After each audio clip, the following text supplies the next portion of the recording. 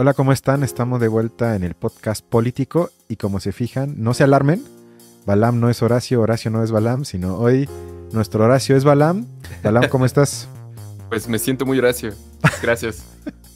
Algunos dirían qué bien, otros dirían qué mal, pero bueno, como ven, hoy es una especie de programa especial organizado un poco a bote pronto porque los dos nos enteramos de una entrevista realizada por parte de Sabina Berman en su programa ya tristemente conocido en este espacio, porque altamente analizado, creo que ya en fácil 5 o 6 veces, en el que tuvo como invitado el día de ayer a Pablo Iglesias. Y yo le dije a Balam, tienes que ver esta entrevista, y al principio era escéptico, pero luego cuando la vio, luego tuvo el mismo impulso que yo. Es tiempo de, vamos a decir, criticar, si no es que peor que eso, a Pablo Iglesias, porque creo que, a menos que me corrijas, sí es una especie de estandarte, de a veces hasta ídolo para la izquierda de América, ¿no? Sí, sin duda. Yo creo que pocos movimientos en el mundo en general, no solamente entre los hispanohablantes, han tenido tanta relevancia o tanto impacto en la política de países enteros como justamente surge el grupo de Podemos, que Pablo Iglesias es uno de sus representantes, no es el único, y sin duda que han dado mucho de qué hablar. Por lo menos en un tiempo se intentaron ser el fundamento teórico y a veces incluso práctico de muchos gobiernos de izquierda en América Latina. Muchas de las cosas que vemos hoy en día, hasta cierto punto, fueron influenciadas por Pablo Iglesias y, bueno, toda una serie de personajes, e incluso dentro de España mismo, fue toda una figura muy trascendente. Yo recuerdo que estábamos justamente en la universidad cuando Pablo Iglesias nos tocó, digamos, su momento de oro, por así decirlo. Como en 2015 aprox, ¿no? Así es. Entonces, de hecho, en ese momento todavía tenía el otro programa que él hacía en conjunto con otros personajes, que es Fort Apache. Muy buenos los programas todavía que quedan por ahí. Pero sí, justamente. Entonces, como Cristian y yo lo hemos leído, lo hemos escuchado desde que pues íbamos básicamente en la licenciatura. Creo que ha pasado bastante tiempo, creo que hemos aprendido otras cosas, creo que hemos podido criticar el mundo de otras maneras. Y sin duda que después de ver ese programa con Sabina Berman y después de lo que pasó en Venezuela, era obligatorio revisar a Pablo Iglesias, porque Es, sin duda tiene muchas ajá. cosas correctas, pero hay muchas otras que deben ser Estoy criticadas. de acuerdo que por lo menos en mi caso voy a decir, similar al de López Obrador, él me abandonó a mí, no yo a él. O sea, yo creo que no sé cómo lo veas tú, pero recordando varios libros que tengo de él, programas de hace 7, 8 años, me parece que la evolución para mí hacia algo no tan provechoso, entre comillas, fue de él y no de nosotros que de repente nos volvimos, como dirían ellos, progres buena onda o parte del imperio. Y eso más o menos queremos dejar claro hoy con una partecitas que nos hizo Balam el favor de extraer de la entrevista que le hizo Sabina Berman. ¿Te parece que comencemos? Claro que sí, comencemos de una vez. Perfecto. ¿Qué es lo que hoy, en el siglo XXI, debe ofrecer la izquierda? Yo creo que la clave para la izquierda no es su oferta electoral. No creo que lo que diferencia a unas izquierdas con respecto a otras sean sus programas o sus ofertas, sino su capacidad de comunicar. La izquierda a veces se ha olvidado de que la gran batalla política no es una batalla por las políticas públicas que se ofrecen, sino una batalla ideológica, una batalla por los relatos, que son condición de posibilidad de las políticas públicas. Y eso tiene que ver con el poder mediático de la izquierda. Si la izquierda no es capaz de reequilibrar la correlación de fuerzas a nivel mediático, no tiene nada que hacer. No se puede entender el fenómeno de AMLO en México sin entender el fenómeno de las mañaneras, y no se podría entender la Francia insumisa y el fenómeno Melenchón sin el desafío que también plantearon a los medios de comunicación, la apuesta por contar por medios de comunicación propios y por la capacidad comunicativa de diálogo. Bueno, justo como lo acabamos de ver, Pablo Iglesias responde a una pregunta básica que es ¿cuál es el papel de la izquierda hoy en día en el mundo? Entonces, es una pregunta no fácil, que por lo menos yo creo que se le pueden dar distintos tipos de respuesta y que inclusive si nosotros nos metemos en la historia de la izquierda en general, son muchas las respuestas que digamos, es el gran problema de la diferencia, o sea, cuál es el contenido particular de las izquierdas. Y, digamos, me parece sumamente preocupante que Pablo Iglesias dice que realmente el contenido de los programas no es el relevante, sino, digamos, el punto de las izquierdas es que logren generar narrativas que cambien el sentido común de las personas. Digamos, a grandes rasgos, la izquierda se define por su forma y no necesariamente, digamos, por su contenido programático. Para mí, yo creo que ahí comienza un poco las diferencias que se han ido anidando con la visión de Pablo Iglesias en los últimos, diría yo, años, que justamente, no sé cuál será tu opinión, pero me parece a mí que justamente deviene de esa época en la que él tuvo grandes problemas con los medios de comunicación cuando él era vicepresidente. Entonces, claramente el peso de los medios para él es sumamente relevante, pero digamos, al grado de rellenar por completo su concepto de izquierda. ¿Tú cómo lo ves, Cristian? Bueno, primero comparto lo que dices, pero yo creo, ahorita me surgió la idea cuando lo escuché hace rato, me refiero a la entrevista del día de hoy, que quizás su forma de explicarse su entre comillas fracaso en la política de España tiene que ver con que él se lo explica a través de los medios, que él no está dispuesto o de plano no quiere por alguna razón de entrar en el debate de qué tanto tuvieron que ver las deficiencias con las ideas políticas de Podemos, que creo que ahí está la clave, sin que yo desestime por completo la influencia de los medios de comunicación, que claro que ahí están y estaban, jamás diría que no, y más contra una figura como él, que era el joven, el profesor, casi el hijo pródigo de la izquierda del mundo en ese entonces, que eso a los medios hegemónicos no les iba a gustar y que lo iban a atacar y criticar, sí. Pero creo que él dijo, bueno, la explicación de mi fracaso son los medios, por lo tanto, con eso voy a justificar lo que para mí, sabes que es más una especie de manipulación de los afectos de la gente, pero desde la izquierda, como él diría. Que es decir, que él no trata de ilustrar a la gente en el sentido de esclarecer los asuntos, de crear conocimiento, claridad conceptual, tematizar algunos puntos, de crear de veras una fortaleza ideológicamente construida en la gente, sino más bien trata de manipular los efectos, como lo hace la derecha, pero en este caso por un fin que él considera moralmente mejor, que es el del antiimperialismo, porque ni siquiera él habla de anticapitalismo ya, sino es más bien la onda progre en contra del imperio, y con eso se lo justifica, pero ya no hay la aspiración, no crear nuevos mitos, sino de tratar de dejarle claro a la gente que mientras necesitamos mitos, estamos muy lejos de la posibilidad de crear una sociedad emancipada en todas las formas posibles. Totalmente. Si quieres avanzamos en el siguiente audio. Justamente sí. Él ahonda un poquito más en la cuestión del papel de los medios de comunicación. Entonces, justo a lo mejor te sirve por los apuntes que tienes. Es parte de la narrativa de la izquierda hoy, la democracia y la convivencia con el libre mercado. ¿Qué te parece? Creo que aquí hay dos dimensiones, la dimensión ideológica y la correlación de fuerzas. Creo que la izquierda debe explicar que hay que apostar, que hay que aspirar a un modelo que supere el capitalismo y que define al capitalismo como uno de los grandes males de la humanidad, que está condenando al planeta al colapso económico, pero al mismo tiempo sería una ingenuidad de las fuerzas políticas de la izquierda que actúan en un ámbito estatal pensaran que en el ámbito del Estado se puede desafiar el capitalismo. Mire usted, somos la izquierda de México y vamos a poner fin al capitalismo en México, nosotros vamos a poner fin al capitalismo en España. Eso es absolutamente imposible. Entonces jugamos en una contradicción en la que la izquierda tiene que ser capaz ideológicamente de armar una alternativa a lo que representa el capitalismo y al mismo tiempo operar en la contradicción que supone que la izquierda está a años luz de estar organizada globalmente y que, en la medida en que es democrática, la izquierda aspira a competir en procesos electorales que, como mucho, dan acceso a un limitadísimo poder administrativo en el ámbito de un Estado.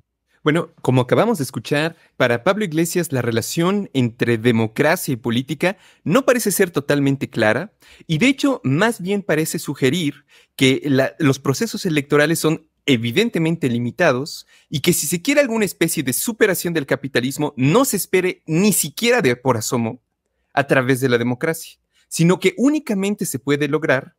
Bueno, él no lo dice, pero básicamente a través de otros medios, a través de otras luchas, que a lo mejor para él no sería la violencia, a lo mejor podría ser una guerra comunicacional de imágenes, de textos, pero sí que, digamos, parece haber como una desconfianza particular dentro de los procesos electorales, que a mí, digamos, me parece sumamente contrastante con algunas posiciones que después lo veremos, pero justamente para este capítulo revisaba algunos otros programas que ha hecho previamente Pablo Iglesias, y hay uno en particular que tiene con Chantal Mouffe, en el que tratan el problema del populismo de izquierdas, que justamente es eso que trata ahora Pablo Iglesias. El problema del populismo de izquierdas es cómo hacer que la gente se involucre democráticamente en las sociedades, cómo romper justamente esas limitaciones de la democracia liberal, únicamente formal, para poder unirlos o poder, digamos, agregarlos como sujetos políticos. Pero ahora nos encontramos más bien con un análisis distinto. Pablo Iglesias más bien nos está diciendo que tenemos que tener cuidado con los procesos electorales, que no significan tanto como nosotros creemos, porque de alguna manera también me parece a mí, está haciendo una interpretación desde el punto de vista geopolítico. Y evidentemente, digamos, desde el punto de vista geopolítico, lo que puede hacer un país respecto del capitalismo es claramente limitado, pero no por ello significa que, digamos, el capitalismo se extienda sobre sociedades homogéneas o que la resistencia se hará únicamente, como pareciera sugerirlo, a través de una lucha comunicacional de la izquierda. ¿Dónde está esa izquierda? ¿Quiénes serían esa izquierda? ¿Qué tipo de mensajes tendrían que dar que serían de izquierda? No parece aclararlo, pero por lo menos yo creo que en esta comparación prefiero al Pablo Iglesias de hace algunos años. Sobre todo porque yo quería nada más hacer algunos apuntes muy breves sobre el concepto mismo de comunicación, porque es hoy ya algo parte del sentido común, la palabra y por ende el concepto de comunicación. Sin embargo, su historia viene apenas del siglo XX y se ubica precisamente, por lo menos, en la parte de Occidente, que hoy, aunque no les guste a muchos, si olvidamos las categorías geográficas, todos somos parte de Occidente porque todos son parte del mundo del capital. Adorno y Horkheimer, de hecho, antes de llamar la industria cultural, le querían llamar la industria de la comunicación, la communication industry, porque ellos veían ahí la realización por primera vez de lo que ellos llaman la conciencia estandarizada en vías de la industria cultural.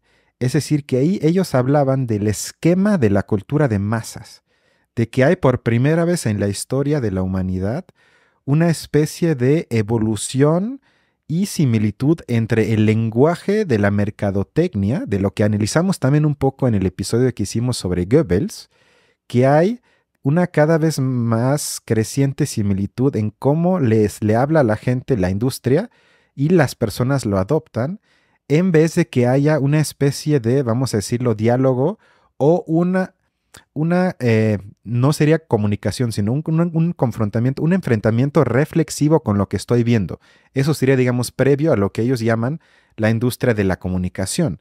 Más que eso ya es algo vertical, que las personas se convierten en una especie de recipiente que es llenado con lo que le da la industria de la comunicación.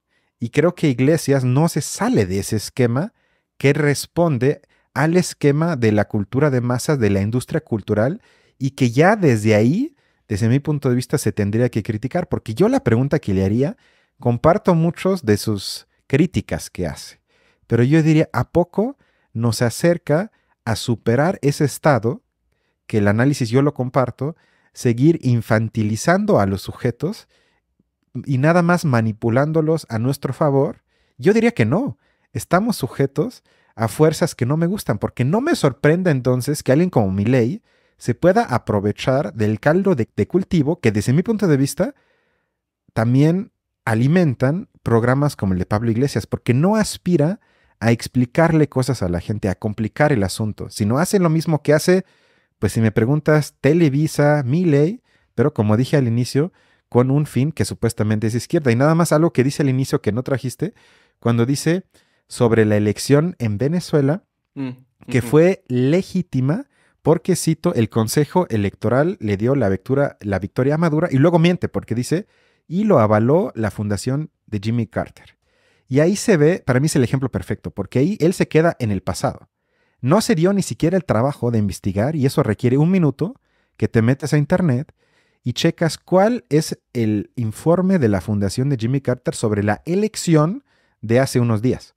Porque sobre la elección de hace unos días, la fundación de Jimmy Carter dice que no la avala, que vio demasiadas cosas que no responden a los estándares que ellos avalan. Diferente a elecciones del pasado, en el que esa misma fundación de Estados Unidos dijo que sí vimos unas elecciones por lo menos mínimamente democráticas. Pero ahí vemos que a él no le interesa, sino él le creó la idea a la fundación Jimmy Carter, ella avala las elecciones en Venezuela, lo voy a decir porque nadie me va a cuestionar. Y yo digo, eso para mí tiene muy poco de izquierda, honestamente. Totalmente de acuerdo. Recuerdo, digamos, ese momento en el que lo dice y creo que, digamos, enmarca bastante en esta idea que tiene justamente de la política como un enfrentamiento. Es decir, yo creo que ahí tiene toda la razón. Creo que partimos de esa misma base. Por lo menos no estamos en el ámbito liberal en el que aparentemente no existen las diferencias, aparentemente no existe la desigualdad, no existe la explotación y todo lo que existe es nada más un desacuerdo entre personas. En realidad no es así. Y Pablo Iglesias parte de ello. El problema, digamos, que yo veo es que él piensa, digamos, que esa lucha se juega con las herramientas de los enemigos. Es decir, está viendo ocuparlas de esa manera y dice, bueno, la izquierda necesita también de esas. Necesita también herramientas y armas de ese tipo porque está teniendo gran eficacia. En algún momento menciona justamente a Milei para hacer, digamos, un hincapié en cómo la lucha ideológica o cultural es muy importante. Y de hecho, para él, el personaje de Milei resulta particularmente interesante justamente por eso, porque es un personaje de derechas que, de manera similar a él, asume la lucha cultural, asume la lucha ideológica o la lucha simbólica, como le quieras, digamos, llamar. En estos últimos tiempos parecieran ser sinónimos, pero, digamos, de hecho, la compara con Ayuso, que es una política española que también es sumamente de derechas y que también hace cosas así payasadas, un poco como Milei, o sea, que son populistas en el mal sentido, en el sentido de que únicamente quieren ganarse a la gente a través de mensajes fáciles, explotando los prejuicios de las personas, al más puro estilo Goebbels. Estamos de acuerdo con eso. Pero digamos, lo que señala, digamos, Pablo Iglesias es que puede que lo que proponga Milei no sea viable para España, pero es eficaz en términos ideológicos, dice Milei. Dice Pablo Iglesias. Yo me pregunto, digamos, ¿a qué le llama eficacia? Justamente, digamos, a la capacidad de convencer, o sea, de provocar una acción que tú quieres que se haga en las gentes. Y luego, justamente yo haría lo segundo, como tú dices, preguntarme si eso es lo que yo quiero. Si realmente una política de izquierdas puede basarse únicamente en eso. Porque si hacemos eso, entonces, ¿qué nos diferencia? Incluso en los propios términos de Iglesias, donde importa más la forma que el fondo. Bueno, pues si ya no hay fondo y hacemos lo mismo que ellos, ¿cuál es la diferencia tangible? ¿Dónde está, digamos, la comparación en ese sentido? Y claro, ellos, digamos, Pablo Iglesias podrá justificar que sus objetivos son moralmente mejores, pero la derecha podría decir lo mismo. Podría pensar que sus objetivos son superiores. Y como lo señala Zizek en algún momento de En defensa de la intolerancia, incluso en la ideología fascista hay cierto momento universal, hay cierto momento en el que se exige, digamos, como una solución a un sufrimiento real. Pero la respuesta posterior es el problema. O sea, yo creo que Pablo Iglesias también coincido con él en los deseos de universalismo detrás de esas, digamos, como intentos de lucha. Pero el problema, digamos, es que no observa en esa lucha alguna salida racional. Prácticamente todo pareciera estar comido dentro de la industria cultural y en ese sentido, él es tan preso de personajes como Milei lo expresa, de personajes como Pablo Iglesias. En el fondo, digamos, unos se necesitan a otros para seguir subsistiendo como, digamos, como sujetos en ese mundo maniqueo de la política. Sí, que él, de hecho, en una parte que no sé si trajiste donde pone el ejemplo de los impuestos, ¿trajiste esa parte? Donde pone otra vez énfasis en algo que me parece casi escandaloso, que dice, la plataforma electoral no importa. O sea, con eso, bueno, pues entonces yo como votante de un país, ¿en qué me debo de basar? Me debo de basar entonces en mis emociones o lo que considero bueno o malo en el momento. Bueno, X, pero dice, porque lo que importa es, como tú dijiste, cambiar supuestamente el sentido común de la gente. En eso yo podría estar de acuerdo. Y luego pone el ejemplo de que en España la derecha logró demonizar el concepto de los impuestos, de que la gente automáticamente asocie con los impuestos algo malo, algo diabólicamente impuesto y autoritario por parte del Estado. Estoy de acuerdo que eso como izquierda lo hay que atacar, lo hay que cambiar en el sentido común de la gente, pero yo que seguido veo el programa de la base, ni una sola vez he visto que hablen de los impuestos. Y que, por ejemplo, critiquen al mismo López Obrador de no cobrarle impuestos a la gente que más tiene. En vez de eso, le echan flores una y otra vez, como si fuera ahorita el líder que como izquierda hay que admirar. ¿Por qué? Porque es popularmente aceptado. Yo digo, entonces aprovecha tu popularidad para, en serio, esclarecerle a la gente por qué es importante que paguen impuestos, sobre todo los que más tienen, porque eso beneficia a la gente que menos tiene, que yo me asumo como izquierda diría, pues es la gente que nos importa. Pero yo no he visto, si quienes nos ven y o escuchan tienen un programa donde hablen sobre eso, que me lo manden, porque yo no veo que cumpla con lo que él mismo dice en el ejemplo que puse de los impuestos. Súper bien. Pues si quieres Vamos avanzamos al siguiente siguiente clip. Va. porque creo que nos va a interesar bastante. De hecho, Perfecto. creo una crítica hacia nosotros. Perfecto, eso me gusta. ¿Qué debe la izquierda tener sus propios medios de comunicación, sus propias bocinas para emitir su narrativa? Porque la política es la expresión de una correlación de fuerzas. Y a veces la izquierda piensa que los sistemas democráticos son sistemas absolutamente justos. Y no. Los sistemas demoliberales, los sistemas democráticos son probablemente los sistemas políticos más aceptables y preferibles para la izquierda. Pero la clave de un sistema político es que establece las reglas de combate por el poder. Y el poder no está solamente en presentarse a las elecciones y ganarlas. El poder tiene que ver con quiénes son los propietarios de los medios de comunicación, con cuál es el sector ideológicamente dominante en el poder judicial, con cuál es la ideología de los militares y de los altos mandos de la policía y sobre cuál es la ideología de los sectores más avanzados del empresariado de un país. Por lo tanto, la izquierda tiene que entender que en democracia la pelea, la disputa, no puede darse solamente en el terreno electoral, que hace falta medios de comunicación de izquierdas, que hace falta jueces y autoridades funcionariales del Estado que compartan tus valores ideológicos y tu proyecto de país, que hacen falta militares progresistas, que el terreno de combate político es absolutamente transversal, no se produce solamente en la competición electoral.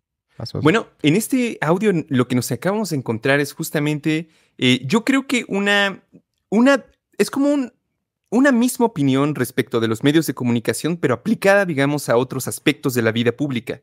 Primero, digamos, señala que creo que como todos los de izquierda aceptamos, que el terreno electoral no es el único en el que se disputa, pero cuando él habla de poder, a mí en primer lugar se me vienen los grandes medios de producción del poder, o las grandes cadenas que distribuyen los productos, o los grandes bancos financieros, pero parece ser que para Pablo Iglesias el poder antes que nada tiene que ver con la ideología, e incluso la ideología de los empresarios se resulta particularmente relevante. Yo me cuestiono mucho de que esa ideología en realidad sea una ideología popular. Normalmente no es así, pero lo que me parece, digamos, como más interesante es la segunda parte de la conversación, en la que él dice, bueno, como todo es un conflicto entre izquierda y derecha, que aún no definimos realmente qué significa uno y otro, como todo es un conflicto, entonces lo que tenemos que hacer es que también los jueces sean de izquierdas y de derechas, que también, digamos, haya gente evidentemente ideologizada de un lado o de otro, comprometidos con una agenda o con la otra. Y yo de nuevo me pregunto, si eso es realmente lo deseable. Porque yo me preguntaría, por ejemplo, en el caso de la decisión de un juez, ¿qué sería un juicio de izquierda? Eso no existe, digamos. Existe la justicia y digamos, un juez debería de poder proveer esa justicia sin necesidad, digamos, de alguno de los otros etiquetas, que de hecho es contra lo que reclamamos, porque cuando reclamamos un juicio injusto es justamente porque una de las partes tuvo un trato particularmente beneficioso respecto de los otros. No se está guardando el principio de igualdad. Y sin embargo, digamos, lo que propone Pablo Iglesias, en vez de tratar de reducir esa distancia, más bien lo que él propone es crear otra igual para que, digamos, que tengan criterios distintos de juicio y de alguna manera también continuar la batalla ideológica en esa clase de ámbitos. Yo solo no sé más bien cuál sería la respuesta que darían los jueces cuando les pida una respuesta de izquierda. Estoy de acuerdo, o sea, para mí más bien el problema consistiría en que habla ahí del factor humano, o sea, con eso quiero decir que se enfoca en el papel de los jueces o las juezas, como se tiene que decir hoy, porque para mí es mucho más importante lo que está escrito, porque lo que está escrito obviamente siempre está sujeto a la interpretación por parte del juez. Y además, cualquier tipo de ley no es un mandato, bueno, aunque ahí todavía hay reyes en España, quizás me contradigan, pero se supone que no hay mandato y o ley por algo divino, sino que incluso en México cuando se nos dice es que estamos defendiendo la Constitución, digo, bueno, pero esa se puede cambiar. Y eso, o sea, porque es algo hecho por humanos, por ende se puede cambiar. Para bien, para mí sería algo de izquierda, pero también para la derecha. Eso me parece un proceso natural. Y sobre todo también cuando él habla del poder, que yo comparto su idea de que el poder no consiste únicamente en el parlamento, la división de poderes, lo ejecutivo, legislativo y judicial, que hay otros, como le dijo Ricardo, factores reales de poder. Yo comparto eso. Sin embargo, como dices, también señalan únicamente los que quieren señalar. Porque en México digo, bueno, ¿quién señala a los empresarios, que son de los más ricos del mundo, como factor real de poder? Nadie. ¿Por qué? Porque están en el consejo de asesores del propio presidente que tú dices que no es de los empresarios, sino ya te enfocas en Denis Dresser, o en Leo Zuckerman, o en Loré de Mola, que claro, tienen cierto poder, pero no tienen nada que ver con los factores reales de poder en el caso de México, y en el caso de España es similar. Y algo último. Cuando él dice es importante conocer la ideología, yo estoy de acuerdo. Pero entonces, ¿dónde está el afán de explicarle a la gente, bueno, cuál es la ideología de los empresarios en España? Explícame 2 horas cuál es la ideología, cuáles son sus bases. Algunos seguramente tienen autores en los que se basan, algunos libros, ideas, Silicon Valley. Podrías irte a muchísimas cosas y con eso yo creo que mucha gente de España se espantaría cuántas personas que se dicen de izquierda en realidad dicen las mismas estupideces que muchos empresarios, por ejemplo. Y con eso para mí sacas a la gente un poco de su estado de minoría de edad, sin que suene de manera vertical de mi parte, pero no hace eso, sino lo hemos dicho y con esto acabo, es que su programa únicamente consiste en burlarse de los medios que él considera del enemigo, pero nunca explica o educa a la gente con las cosas que por lo menos en la entrevista con Sabina Berman, porque tiene la parte que creo que ahorita vamos a ver, que él dice que su programa es más visto en América que en España y que además le han dicho, porque sí lo dijo Cito muchas veces, que su programa tiene un gran nivel intelectual. Y yo digo, pues no sé si hablas con tus hijos de 5 años o quién te está diciendo que tiene un gran nivel, porque yo pediría que tuviese un gran nivel. Pero cuando yo lo he visto, y Balam creo que tú también lo ves bastante seguido, yo no veo que esté ese nivel, pero ni de cerca. Sí, totalmente. Bueno, yo creo que efectivamente el problema particular con el periodismo, digamos, también creo que lo entiende de esa manera. O sea, como, de nuevo, en una batalla en la que pareciera que la racionalidad es prácticamente imposible, o que las acciones, digamos, como racionales, que busquen fomentar comprensión dentro de las personas, no son factibles. Justamente cuando menciona su programa, él dice que no mentimos, contrastamos fuentes y ofrecemos productos de calidad, aunque tenemos objetivos y valores políticos claros, porque el terreno mediático es el gran terreno de la disputa política. Pero, digamos, en una muy buena medida de los análisis, sobre todo que a veces ocurren mediáticos, por un lado, son análisis de las portadas de los periódicos. Difícilmente se van a meter, digamos, como a analizar un artículo. En segundo lugar, también citan mucho, no a las personas que lo comentan, sino comentadores de televisión, ya sean, digamos, de los programas de televisión de La Nación en Argentina, en México sería Televisa, en España sus canales, etcétera. Pero de nuevo, a veces son tonterías que es muy fácil darse cuenta que son tonterías, pero eso no te lleva, desde mi punto de vista, a ningún reto intelectual o a preguntarte ni siquiera o considerar la opción opuesta. Más bien pareciera ser como un esfuerzo constante por mostrarte que las otras opciones son ridículas, que no tienen ni siquiera que tomarse en serio. Pero, de nuevo, yo me pregunto si eso es lo deseable. O sea, ¿tenemos que hacer lo mismo en la izquierda que se hace en la derecha? Muchas de las noticias se toman de manera muy burda, muy, digamos, burlesca, y un ejemplo de ello, más bien sin crítica sobre todo, y un ejemplo de ello muy grande, son esos 2 últimos capítulos que han salido sobre Venezuela en La Base, porque justamente, por lo menos una posición sensata sabría que por lo menos una persona podría no estar de acuerdo con lo que pasa en Venezuela. Y sin embargo, los programas son completamente, digamos, dedicados a propaganda de Venezuela. No hay ninguna persona que diga, oye, yo no estoy de acuerdo, o oye, yo pongo como en duda esto, lo otro, sino que más bien lo que nos ofrece es justamente como una visión maniquea en la que de alguna manera los buenos son la izquierda, de nuevo geopolítica, ¿no? Geopolítica mundialmente, aquí hay un lado bueno que tiene que ser apoyado independientemente de las consideraciones nacionales, de la población que va a sufrir el gobierno, etcétera, etcétera. Eso no importa. Y por otro lado, digamos, como los malos, los incapaces, los ridículos, hacen lo mismo un poco como con Milei, ¿no? O sea, le quitan la incapacidad de diálogo al adversario. No, y además, espérame rápido, nada más. O sea, a nivel geopolítico, yo no creo que él lo diga, y si lo dice, ya es de pena ajena, porque que uno diga que hay un bloque geopolíticamente hablando de izquierda, ¿de qué estamos hablando? O sea, porque, digo, con fantasía, pero eso sería ya también mucha fantasía, pues nadie diría que Estados Unidos representa el bloque de izquierda a nivel geopolítica. Entonces queda fuera, ¿no? Yo no creo que Rusia y Putin sea muy feliz si digo, oye, tú eres, oye, el nuevo estándar de izquierda, ¿no? Sino él, su mayor odio es hacia Lenin, es el mayor traidor, o sea, él más bien anhela en todo caso, y lo hemos hablado aquí también, la época zarista, que Sí, yo no creo que eso tenga claro. que ver con algo de izquierda, ¿no? Y tenemos al bloque chino, que hay todavía, tal vez uno, para mí no lo es, pero ahí todavía podríamos hablar ahí que hay una especie de marxismo, capitalismo raro de Estado, pero por Dios, sino de lo que estamos hablando es un bloque anti-OTAN y anti-Estados Unidos, que puede tener sus cosas positivas, yo no digo que no, pero eso ya no tiene que ver con izquierda o derecha para mí, sino estás hablando ahí de una lucha entre imperios, porque no es la lucha de un imperio contra puros estados que ven por el bienestar de su pueblo, sino tienes ahí una lucha de intereses entre bloques geopolíticos. Y como lo dije en el último programa con Ricardo, o sea, para mí es el nivel con menos Geist, dirían en alemán, con menos espíritu, con menos ideas, más pedestre, que tienes que tomar en cuenta para tu análisis, sí, pero esa es la última capa, porque es muy fácil. En Venezuela nadie tiene que ser un genio de que Rusia quiere que Maduro gane, Estados Unidos quiere que Maduro pierda. Ahí se acaba, ok. ¿Qué más vamos a decir? Para mí eso no tiene ninguna profundidad y ningún valor para un programa que, como tú dijiste, yo también, que se considera de alto nivel de intelecto. O sea, por Dios.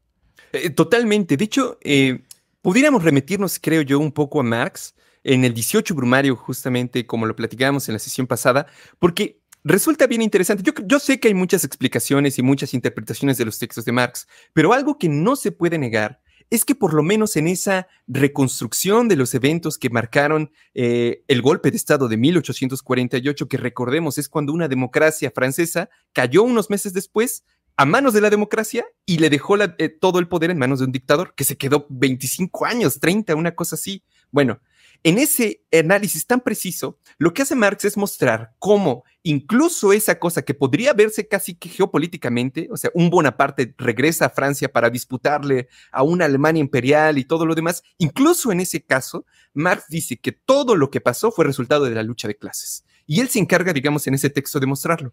Él no habla, digamos, como de ideologías, ni habla de narrativas, ni habla, digamos, como de bloques gigantes que aparezcan. De hecho, todos los grupos políticos y actores políticos que aparecen ahí, en realidad, generan como una especie de danza súper confusa. Y es tan confusa porque ni siquiera ellos son conscientes de eso. Los propios actores, incluso los burgueses, no son conscientes al 100% de dónde están sus intereses, de cómo ir, de si a lo mejor se alían con entonces les puede ir bien. O sea, tanto no sabían que justamente un cuate les ganó a todos y se volvió autócrata. Pero, digamos, eso es una muestra de cómo la irracionalidad, incluso en esos procesos que parecieran ser a veces comandados por la mano divina o de alguna especie de conspiración general, incluso esos momentos son profundamente racionales, porque digamos, las clases sociales en el capitalismo es lo que hacen. Luchan entre ellas para tratar de ganar esa clase de lugares. Pero la pelea de la izquierda en el análisis de Marx es por lograr conciencia de su condición de clase. Y su condición de clase no tiene que ver, digamos, con la ideología que profesan, sino con el hecho de que viven en el campo y viven de su trabajo. Eso, digamos, es una conclusión filosófica y científica de tamaño mundial para esas personas, que por lo menos, digamos, en el análisis de Pablo actual, parece estar ausente. O sea, eso parece que esa etapa ya nos la brincamos. Eso ya se pasó y ahora nos encontramos más bien en un mundo político con actores clarividentes de sus intereses que están luchando en bloques y que pueden hacer fraudes en todos los países que... O sea, realmente, en principio pareciera más complejo, pero desde el punto de vista del Marx, sería una visión mucho más sencilla, mucho más simple de cómo funcionan las cosas. Yo, de hecho, quisiera avanzar al siguiente y al último audio que tengo, porque creo que nos puede revelar un poco sobre este tema. Va. Cualquier análisis sobre el populismo tiene que partir de que el pueblo no existe. De que no hay tal cosa como un pueblo esperando a ser representado, escuchado o reivindicado, sino que hay un conjunto de gente, grupos sociales y sectores que pueden ser reunidos en torno a un mito y un horizonte común que sea la construcción de un pueblo. Bueno, eso es el pueblo. Pero que eso solo funciona, eso solo se produce cuando hay algún tipo de crisis institucional, algún tipo de dificultad de las instituciones para procesarlo. Me parece que lo fundamental no es reivindicar el populismo como proyecto político, es reivindicarlo como una forma de mirar la política para entender una lógica particular de la política, porque hay un poquito de populismo en toda política. Es decir, si dijéramos, se nos ha caído la izquierda, se nos ha caído la clase trabajadora, se nos ha caído el socialismo, ahora vamos a inventarnos otro ismo que nos dote de tranquilidad, que es el populismo, yo creo que no estaríamos entendiendo nada. Básicamente el populismo es esa descripción de la relación entre contingencia y trascendencia, lo que asume que el pueblo no existe, que todo es construido en relatos compartidos, pero que hace falta que esos relatos se hagan carne. ¿Cuál ha sido la única forma de que se haga carne cuando no ha sido la clase ni la izquierda? La patria. Y es esa necesidad de todo es construido, pero hay que creer en algo. Nadie va a una guerra o se deja la vida por constructos identitarios, sino que tiene que creer en algún modo de religión cívica. Claro, que se haga mito, y ahí es donde entra el psicoanálisis, y donde entra la pasión y afecto, donde entra la antropología y las dificultades de la razón para imponerse en sociedades humanas, y ahí es donde entra el riesgo de que en eso normalmente los fascismos se mueven con mucha más comodidad que aquellos que queremos hacer entrar la Ilustración por la puerta de atrás. Es decir, ¿cómo hacemos una religión laica? ¿Cómo construimos esa...? Pero es que incluso en los proyectos socialistas han triunfado los menos ilustrados. En todos. Los menos ilustrados, claro. y aupándose en una suerte de construcción de nueva religión, lo digo sin nada peyorativo. Que sí, pero el invento de los alemanes del patriotismo constitucional responde a esa necesidad, pero claro, ser patriota de la Constitución es una cosa poco erótica. Bueno, como vemos en este clip de 2016...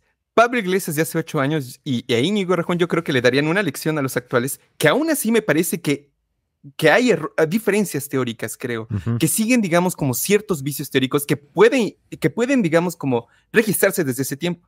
Pero me parece muy interesante que el punto de partida es distinto. Digamos, no es un punto de partida para justificar un gobierno de izquierda, para justificar una lucha geopolítica, sino que lo primero que dice Íñigo Errejón, y con lo que está de acuerdo Pablo, es: el pueblo no existe.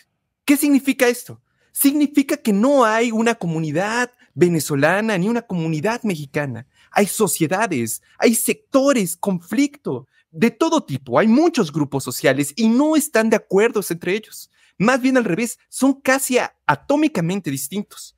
Pero lo que los hace, digamos, particularmente relevantes y por lo que rescatan un poco el concepto de populismo es porque se dan cuenta de que hay momentos en los que se reúnen alrededor, digamos, de una demanda, de una lucha y elemento imprescindible, pero que hoy en día ya no se menciona: la crisis institucional, que es incapaz de procesar los conflictos, es incapaz de darle solución a una buena parte de la población que entonces queda marginada, excluida. Bueno, si ocupásemos ese mismo análisis para analizar Venezuela, uno no podría decir que el grupo de Edmundo y de los opositores son netamente, digamos, como puro fraude, pura CIA. No, si existen es porque, tomando la idea de populismo, son sectores que se construyeron alrededor de demandas que únicamente pueden surgir, de acuerdo a la hipótesis de Íñigo Errejón, porque hay una crisis institucional profunda. Pero esa crisis institucional que hay debajo del panorama venezolano es prácticamente inexistente o intocable para la izquierda de tipo de Pablo Iglesias hoy en día. Realmente me parece que vemos una diferencia abismal entre los dos mundos. ¿Qué opinión te da? Es que al inicio de este clip casi hace una confesión que, ¿cómo dirían los populistas de hoy?, que exhibe al Pablo Iglesias del 2024, porque dice, cito casi textual, que en las aguas de la manipulación afectiva se mueve más cómodo el fascismo. Y eso es una buena síntesis de los argumentos que creo que tú y yo hemos dado. Que mientras estemos en este estado o en esta forma, como dirían ellos, de comunicación hacia el sujeto o no, si existe pueblo, o vamos a decir a la gente común y corriente, para mí estamos en el terreno del fascismo, que nunca históricamente aspira a ilustrar o, como él dijo, meter de alguna forma la ilustración en la sociedad a los sujetos, como le quieran llamar, sino que incluso su proyecto es anti-ilustración, sino que asumen que los sujetos somos de alguna forma presos de nuestras pulsiones, de nuestros instintos, de nuestros deseos, etcétera. O de los medios de comunicación contrario. O de entonces de los medios de comunicación, que lo único que le queda entonces a la gente en el poder es manipularte y mantenerte más o menos en un estado de enajenación. Que ojalá que tenga buenas intenciones. Y ojalá tengas buenas intenciones a tu hora de manipular. Pero el programa no existe, ¿no? No, y sobre todo lo que él dijo, o sea, para mí es muy revelador que, por ejemplo, un país como Estados Unidos, que desde afuera siempre se burla que es un pueblo, una sociedad ignorante, con poca cultura, en el que la educación está nada más para los más ricos, y todo eso en su esencia es cierto. Pero ¿por qué entonces en un país con tanta gente que tuvo tan poco acceso a cultivarse como sujeto, nos sorprende que pueda florecer alguien como Donald Trump? Para mí es casi una consecuencia lógica de que pase eso. No me sorprende para nada. O Argentina, que se la vive de crisis en crisis, de dictadura en dictadura, desde, no sé, desde como 60 años. ¿A poco nos sorprende que entonces la retórica de Milei tenga éxito? O sea, para mí son consecuencias de procesos históricos, no automáticos, porque nada lo es, pero sí bastante explicables con esas coordenadas. Y eso es lo que a mí me da miedo. O sea, me da miedo que la gente sea manipulable por la derecha, porque creo que es mucho más fácil que sobre todo medios como TikTok sean apropiados para propaganda de la derecha, porque tiene mensajes mucho más fáciles de comunicar. Fuera migrantes, son los mexicanos, son los judíos, son los no sé qué. O sea, eso es mucho más fácil que para la izquierda, a menos que lo haga tan burdo como Iglesias, tener esa misma inmediatez con lo que quieren comunicar, sino sí uno tiene que aspirar a, yo no estaría en contra de hacer una especie de populismo en redes, pero que luego, como dices, tiene que tener en el fondo el programa político a la hora de gobernar. Y no quedarse en, pues todos hacemos TikToks y a la hora de gobernar, pues quién sabe, o sea, ¿eso qué? Sí, absolutamente. De hecho, lo voy a poner igual en el video, el enlace, pero hay una entrevista que tiene igual un par de semanas que le hicieron en línea, y justamente el entrevistador le pregunta por qué cree, digamos, que si no cree que fue un poco error también de parte de Fernández y de Cristina lo que aconteció, pero la respuesta de Pedro Iglesias hasta me pareció un poco sosa en ese sentido, porque lo que dijo fue, es que Milei agarra porque es un personaje muy carismático, porque tiene mucha difusión en YouTube y le dan mucha difusión los programas, digamos, como de televisión, que hay toda una hipótesis, ¿no? De que Milei en realidad es producto de una élite televisiva que logró imponer un presidente en un país que había sido gobernado por la izquierda muchos años, bueno, pero de alguna manera lo logró, y que entonces está haciendo lo mismo en España. Y por eso, digamos, al final su análisis llega a ser únicamente recetarnos que veamos su programa en vez del programa del enemigo. Bueno, eso no me parece a mí verdaderamente muy esperanzador. Yo nada más quería comentar dos cosas más respecto de esto de Pablo Iglesias. La primera es que a veces yo siento que, por lo menos desde la izquierda, cuando uno critica los programas de la derecha, de noticias particularmente, lo que critica en gran medida es su parcialidad de las noticias. O sea, es decir, que no dan la información completa porque quieren resaltar unas cosas y minorizar otras, y estamos de acuerdo que eso es negativo para, en general, la población. No, necesitamos información para pensar y tomar decisiones, pero me parece que, digamos, no necesita ser de izquierda para poder decir la verdad. O sea, incluso hay muchos, diría yo, periodistas de derecha que son válidos y que son muy buenos periodistas justamente porque saben que ese principio de su profesionalidad es quizás, si no aparte, por lo menos sí es algo en lo que tienen que esforzarse o algo en lo que hacen, pero entonces significa que el buen periodismo no tiene que ver con que digamos, el periodista se declare de izquierdas y sea entonces, por ende, tu periodista favorito porque viste de tu color y todo lo demás. Yo creo que más bien lo que se pide en izquierda es que se diga la verdad tal cual es, o por lo menos, digamos, como se pueda decir.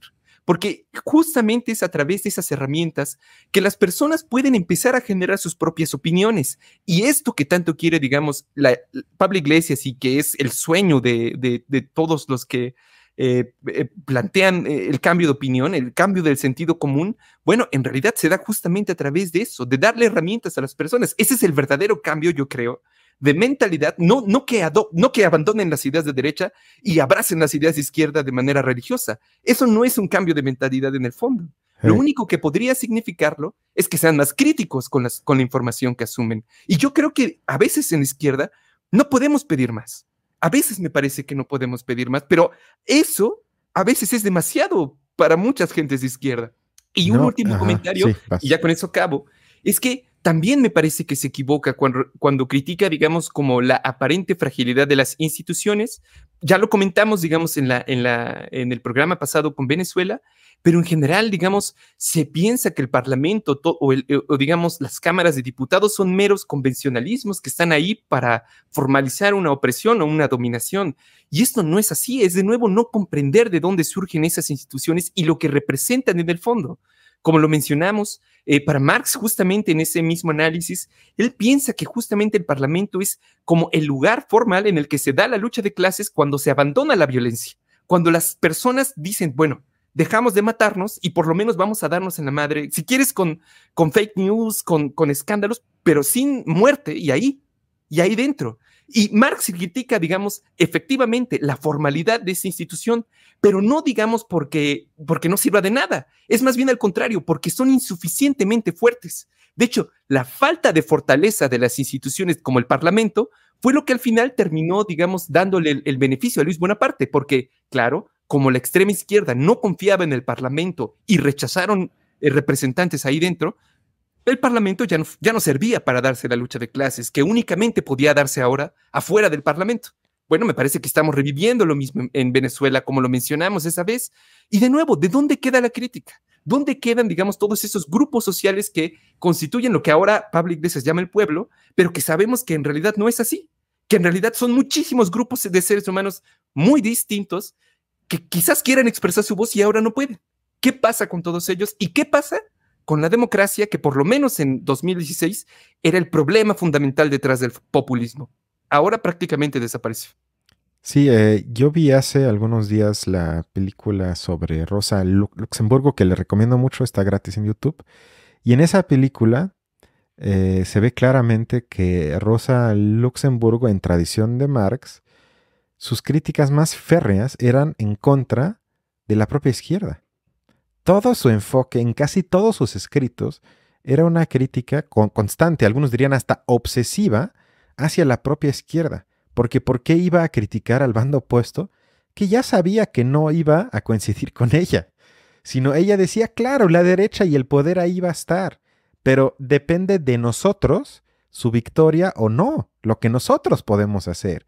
Y entonces se peleaba todo el tiempo con lo que eran en ese entonces la naciente socialdemocracia en Polonia y en Alemania.